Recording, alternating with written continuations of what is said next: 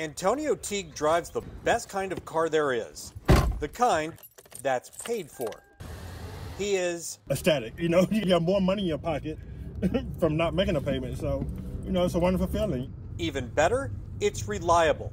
Teague has no worries when he hops on I-20 heading for his mom's house in Mississippi.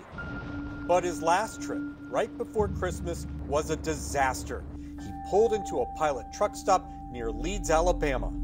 He filled up, but when he turned the key, nothing. There was nothing wrong with the car. When he bought it, the dealership, U.S. Auto Sales in Marietta, installed this GPS tracking device. If a customer misses a payment, the dealership sends a signal that prevents the car from starting. But Antonio never missed a payment.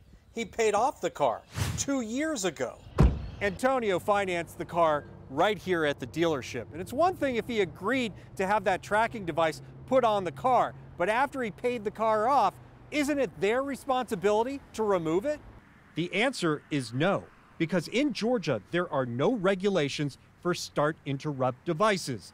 But attorney Matt Wetherington says there should be. It can lead to incredibly dangerous situations. For all that company knows, this man could have been on the way to taking his wife to the hospital to give birth to a child.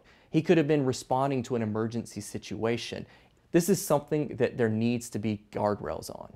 So why wouldn't the car start? We don't know. U.S. Auto and the device's manufacturer, Pastime GPS, say it wasn't anything they did. They sent a code deactivating the device 2 years ago. They couldn't do anything because my account was closed.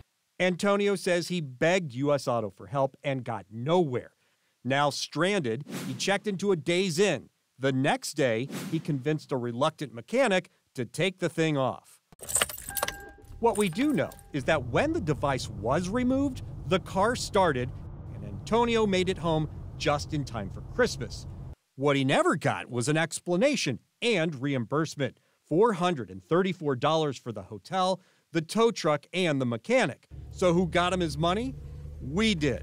One day after calling, U.S. Auto sent him a check. How do you feel about us getting involved? Harry, you're definitely on my side, you know. Thank you. Here's our issue. If dealerships are leaving these devices in cars, who's going to tell the next buyer that it's there? The only way to know for sure is to remove the panel underneath the steering wheel and start digging around. Other states like Nevada have strict rules about these devices, but Georgia does not. I'm Better Call Harry, CBS 46 News.